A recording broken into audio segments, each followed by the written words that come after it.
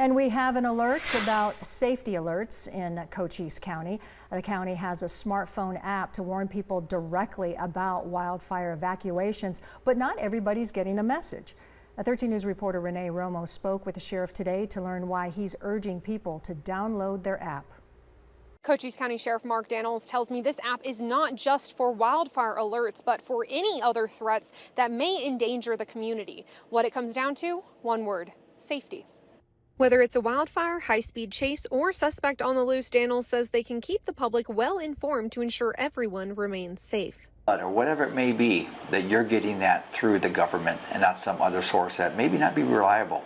Daniels says they work closely with the police department, troopers, and any other law enforcement to ensure their alerts are as accurate and timely as possible. Tamara Weimer lives in Sierra Vista and praises Sheriff Daniels' efforts to keep the community safe. I do take care of my mother and my handicapped sister, so I feel the more information I have, the better ability I have to take care of them. The sheriff's office has it down to a science, with Daniels saying they don't just send alerts out to everyone in the county to avoid mass panic. Instead, the office sends them out to the area that is being directly impacted.